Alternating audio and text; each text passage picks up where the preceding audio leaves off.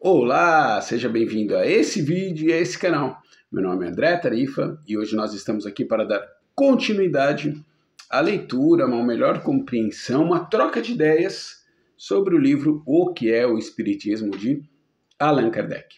Estamos no capítulo 1 ainda, lá no terceiro diálogo, que é o diálogo com o sacerdote ou o padre, dependendo da tradução que você tiver em mãos.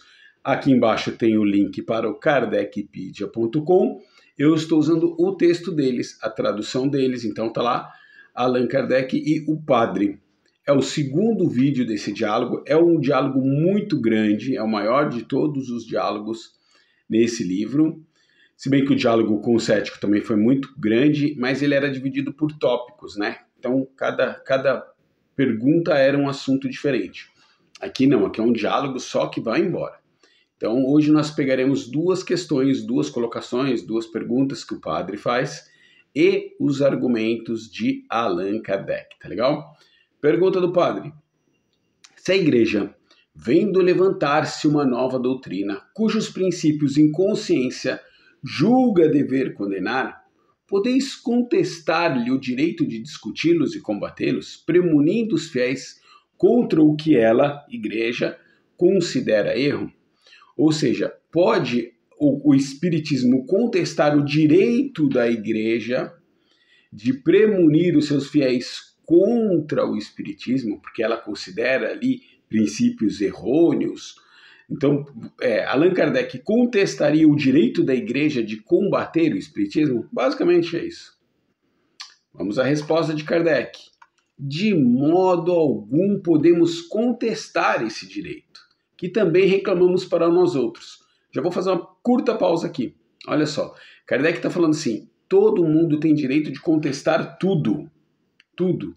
Direito é um direito subjetivo, todo mundo tem direito de protestar contra algo, tem direito de contestar, tem direito de ouvir ou argumentar, apresentar seus argumentos, todos têm esse direito. A Igreja Católica, o protestantismo, tratando-se de religião, né?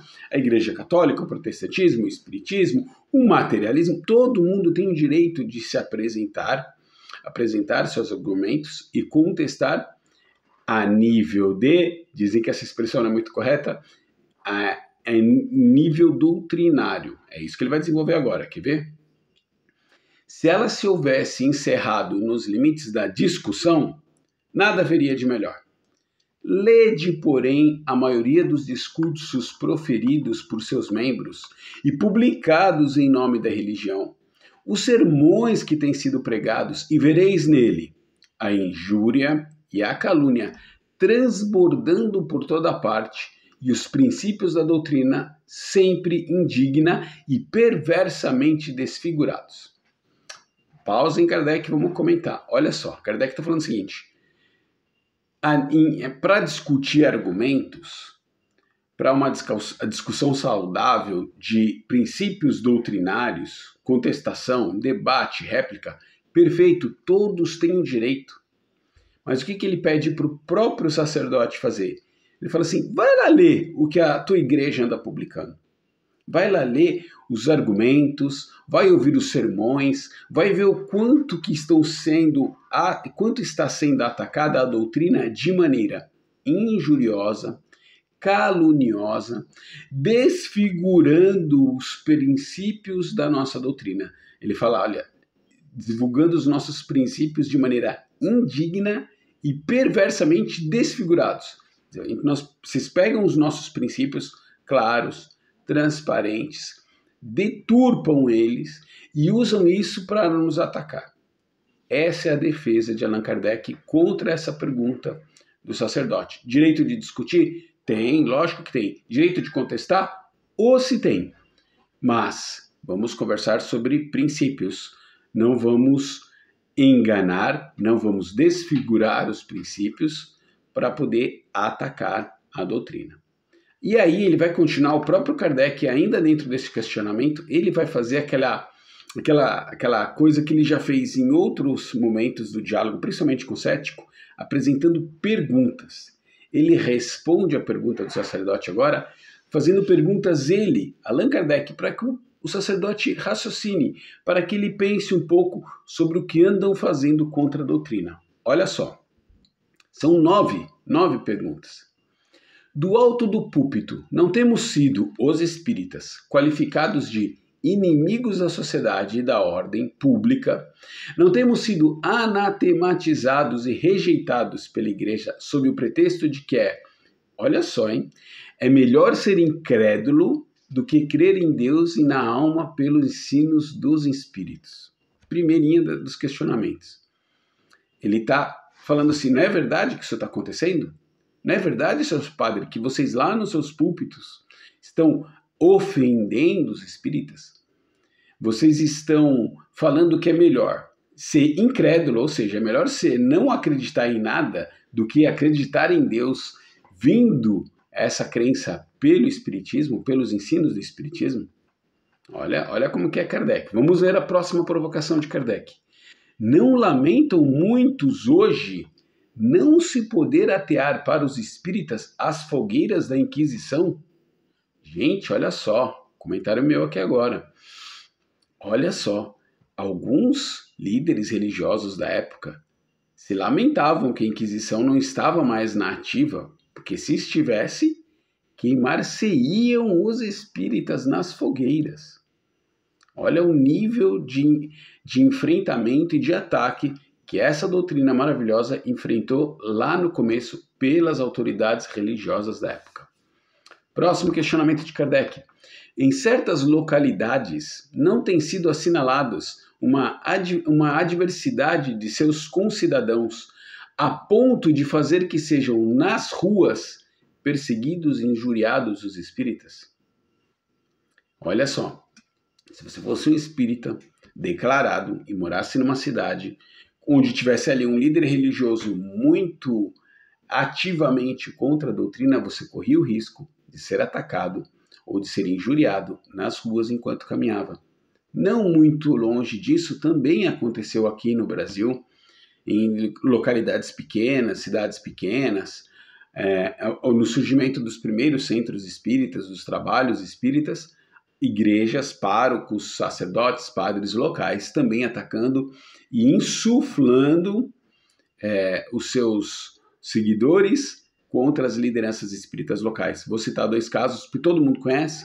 Eurípides Barçanufo foi inclusive desafiado publicamente por um debate pelo padre local, e o próprio Chico Xavier, vocês podem assistir até no filme ou para quem leu a biografia, também se encontrou muita compreensão no começo com um padre que lhe gostava muito, no segundo momento com um novo pároco, enfrentou um ataque bem forte público contra ele.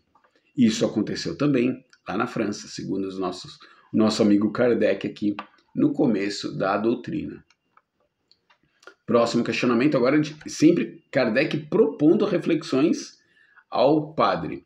Não se tem imposto a todos os fiéis que os evitar nós espíritas, como pestíferos e impedido que os criados entrem ao seu serviço? Olha o nível que chegava a propositura de se isolar os espíritas. Você evitem os espíritas a todo custo, a ponto de você falar para alguém, olha, você vai lá trabalhar para aquele homem, ou para aquela mulher, ou para aquela família, cuidado, ele é espírita, ela é espírita, evite, não vá lá, tentando impedir, inclusive, que eles trabalhassem para famílias espíritas. Mas, olha isso aqui agora, muitas mulheres não têm sido aconselhadas a separarem-se dos seus maridos, como muitos maridos de suas mulheres, tudo por causa do espiritismo. Olha só, a própria igreja que naturalmente naquela época ainda era muito mais do que hoje contra o divórcio, o que Deus uniu, o homem não o separa. Pois bem, se o homem ou a mulher fosse espírita, eles eram insuflados pelas localidades, pelos sacerdotes ou locais, a se separarem dos seus maridos ou se separarem das suas esposas, porque eles estavam indo pelo caminho do espiritismo. Não se tem tirado lugares a empregados, retirado o pão do trabalho a operários e recusado caridade aos necessitados por serem espíritas, você impede alguém de trabalhar porque ele é espírita. Ou seja, você tira o pão, a forma de ganhar o pão honestamente daquela família porque ele é espírita. Recusar a caridade material para alguém porque ele é espírita. Isso estava acontecendo com os espíritas nessa doutrina recém-nascida. Não tem se despedido de alguns hospitais, até cegos, pelo fato de não quererem abjurar sua crença? Dizei-me, Sr. Abade, será isso uma discussão leal? Os espíritas responderam porventura à injúria com a injúria, ao mal com o mal? Ao que responde o próprio Kardec: não. A tudo opuseram eles sempre a calma e a moderação. A consciência pública já lhes faz a justiça de reconhecer não terem sido eles os agressores. Os ataques vinham, mas a postura como era e como deve ser hoje a do espírita é de não devolver o mal com o mal, não devolver a injúria com a injúria, não devolver o ataque com o ataque. Essa é a postura do espírita, sobretudo do espírita cristão, vamos dizer assim, porque você usa esses princípios morais, esse código moral do Cristo, de não devolver o mal com o mal, né? De não devolver o ataque com o ataque. Se te baterem numa face, oferece a outra. É essa a postura do espírita. É isso que se gaba, entre aspas, aqui Allan Kardec nessa resposta. Olha, quem está atacando são vocês. Não são os espíritas que estão atacando a igreja. Ao contrário. E a nossa postura tem sido de não contra-atacar. E ele se orgulha, de alguma forma, disso nessa resposta. Coloca ali a sua posição. Vamos ao próximo argumento do padre. Todo homem sensato deplora esses excessos, mas a igreja não pode ser responsável pelos abusos cometidos por alguns dos seus membros pouco esclarecidos. Essa é a colocação que o padre faz para se defender desses argumentos todos apresentados por Kardec. Muito bem, ele fala o seguinte: não, o padre fala, nós deploramos esses excessos todos que você falou que tem acontecido. Ele nem nega, hein? Ele nem nega. Ele só fala que a igreja deplora esses excessos. Mas ela também não pode ser responsável por esses ataques que são desferidos contra o espiritismo, porque eles são feitos por membros pouco esclarecidos. Muito bem. Consideração aqui de André sobre essa colocação, porque me lembrou algumas questões. Primeiro, o poder que tem, a responsabilidade que tem, melhor dizendo, aquele que tem poder. Todo líder, seja ele religioso, seja ele político, seja ele dentro de uma casa espírita, seja ele um líder corporativo, seja ele um líder dentro da família, todo líder tem responsabilidade por aquilo que fala, pelas suas atitudes, pelos seus atos. Por quê? Porque ele pode estar insuflando o mesmo comportamento nos seus liderados, ou naqueles que lhe têm como modelo. É uma responsabilidade. Não adianta falar assim, não, eu sou contra. Essas pessoas estão fazendo isso porque são ignorantes. Mas ele se omite quando essas pessoas tomam essas atitudes, não é verdade? E ele se omite e na culpa não é nossa. Eles que são ignorantes. Muito bem. Áquila, Prisca e Paulo. Eu lembro muito dessa passagem do livro Paulo e Estevão. Paulo, recém-convertido ao cristianismo, se isola no deserto por 3 anos para meditar, para trabalhar, e fica na companhia de 2 cristãos que estão lá fugitivos também. Só que Paulo não se apresenta para eles como Saulo de Tarso, que foi perseguidor, nada disso. Ele está lá anonimamente, é muito bem recebido por Áquila e Prisca, e convive com ele esses 3 anos. E um dia, numa noite, ante a leitura das escrituras, que eles faziam diariamente, meditavam, trocavam ideia, oravam muito, meditavam sobre as coisas daquele cristianismo que nascia, Áquila e Prisca contam o seu passado para Paulo. Contam que eram perseguidos, que sofreram violência, que mataram seus familiares. E Paulo desaba em choro. Desaba em choro. Por quê? Porque esses ataques vieram por pessoas que seguiam Paulo, que na época ainda era Saulo de Tarso. Eles eram seus seguidores. Então, aquela busca contra os cristãos, insuflada por Saulo de Tarso, uma perseguição implacável contra eles, porque entendiam que os cristãos quebravam as leis mosaicas, ele não tinha consciência de que ele, do alto do seu púlpito, insuflava um monte de gente aqui embaixo a também agir violentamente contra os cristãos. Paulo chora copiosamente, é uma cena linda no livro, linda. Ele chora, se abre o coração para aquele casal, fala que ele era Saulo de Tarso e é amorosamente acolhido pelos dois, consolado por aqueles que ele perseguia. Olha que lindo esse exemplo. O que o nosso amigo padre está fazendo aqui, ao argumentar isso para Kardec, é mais ou menos a mesma coisa. Nós não temos culpa de que eles estejam agindo assim. Nós falamos, mas quem age ignorantemente são eles. Omissão e uma certa venda sobre a responsabilidade que tem quando fazem esse tipo de insuflação. Isso é uma reflexão que eu trago agora, olha só, hein? 4 linhas aqui do padre falando, eu já devo estar falando aqui uns 5 minutos. É uma reflexão que todos nós temos que fazer com as nossas atitudes, porque elas reverberam naqueles que nos cercam. Somos exemplo, somos referência, então precisamos tomar cuidado com aquilo que falamos. Muito bem, vou até repetir agora o argumento do padre para a gente ouvir a resposta de Kardec, porque o André ficou falando tanto aqui que você pode ter esquecido do que o padre falou. Todo homem sensato deplora esses excessos, mas a Igreja não pode ser responsável pelos abusos cometidos por alguns de seus membros pouco esclarecidos. Vamos para a resposta de Kardec? Convenho, mas entrarão na classe dos pouco esclarecidos os príncipes da Igreja? Olha o que Kardec vai falar aqui agora, hein? Ele vai falar o seguinte: tá bom, você está falando que são os ignorantes que estão fazendo? É a gente lá de baixo? Eu vou te falar agora, então, alguns exemplos das lideranças religiosas e as suas atitudes. Vede a pastoral do bispo de Argel e de alguns outros. Não foi um bispo que ordenou o auto de fé de Barcelona?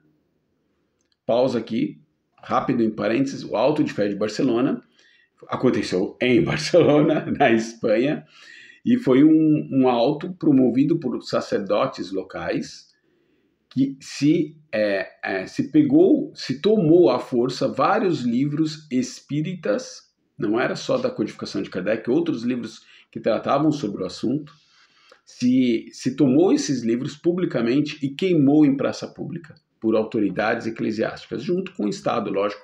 As autoridades locais acabaram permitindo que isso acontecesse, mas foi um ataque frontal da Igreja Católica Espanhola contra um espiritismo que nascia, publicamente. Curiosidade, os espíritos na época falaram para Kardec: esquenta não, meu, esquenta não. Eles estão fazendo uma baita propaganda da nossa doutrina. Eles estão despertando a curiosidade de tantas pessoas a partir da atitude deles. A autoridade superior eclesiástica não tem todo o poder sobre seus subordinados? Pergunta de Kardec, respondendo ao argumento do nosso amigo padre. Se ela tolera esses sermões indignos da cadeira evangélica, se ela patrocina a publicação de escritos injuriosos e difamatórios contra uma classe inteira de cidadãos, e se não se opõe às perseguições exercidas em nome da religião, é porque as aprova. Então, vou pausar aqui de novo. Omissão. Essa omissão, na verdade, é estratégica. Ela não pede para que seus seguidores não façam nenhuma dessas atitudes. Olha, ele reforça aqui. Ela tolera esses sermões muito insuflados contra o espiritismo. Ela patrocina a publicação de textos escritos e injuriosos e difamatórios e não se opõe às perseguições. Então, indiretamente está provando. Ela se omite, fica quietinha, fica observando tudo aquilo e deixa os seus liderados agirem. É uma maneira indireta de estar ativamente fazendo essas coisas. Vamos combinar, né? Ela faz de conta que não está acontecendo, mas ela também não vai lá reprovar os seus liderados que fazem. Em resumo, diz Kardec, vamos voltar para Kardec, a igreja repelindo sistematicamente os espíritas que a buscavam, forçou-os a retroceder pela natureza e violência de seus ataques. Ela ampliou a discussão e conduziu-a para um terreno novo. O espiritismo era apenas uma simples doutrina filosófica. Foi a igreja quem lhe deu maiores proporções, apresentando-o como inimigo formidável. Foi ela, enfim, quem o proclamou nova religião. Foi um passo errado, mas a paixão não raciocina melhor. Fim do texto de Kardec e das questões que estudamos hoje, a proposta para hoje. Olha só. Então, a igreja, ele falou, vocês criaram esse fuzuê todo. Nós somos apenas uma nova doutrina filosófica. Está lá na definição, lá nos primeiros vídeos aqui desse próprio livro. É uma ciência e uma doutrina filosófica. E vocês fizeram de nós uma nova religião. Vocês criaram um monstro. Vocês que falam, não, o espiritismo é isso, o espiritismo é aquilo. Vocês criaram o inimigo. Não fomos nós espíritas, não foi o espiritismo que fez isso. E no fim fala, a paixão não raciocina melhor. Com paixão não existe raciocínio, né? Eles fazem essas coisas apaixonadamente, desequilibradamente, por consequência, esses ataques sistemáticos contra a doutrina, e a paixão desequilibra. Né? Então, esses seguidores todos, completamente desequilibrados, olha, vou pegar um exemplo bem tosco, mas como se fosse uma torcida organizada.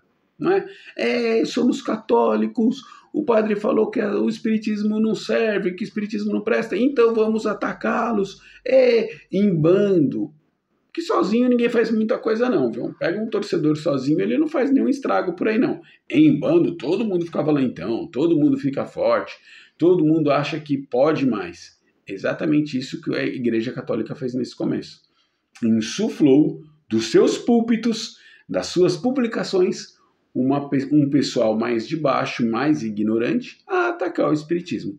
São esses os dois primeiros argumentos apresentados aqui nesse vídeo de hoje. Então, acho que é o segundo vídeo. Foram mais dois questionamentos desse longo diálogo entre Allan Kardec e o sacerdote. Gratidão para quem teve coragem de assistir esses 23 minutos. Até o próximo encontro e continue com a sua leitura, continue com seus estudos, tire as suas próprias conclusões. A proposta agora é na base, é em Kardec. Então, Livro dos Espíritos, Livro dos Médiuns, Evangelho, o que é o Espiritismo, a Revista Espírita, Céu e Inferno, a Gênese, para a gente sempre ter o pé forte, os dois pés bem fortes na base e crescermos juntos. Beijo no coração de quem fica e até a próxima.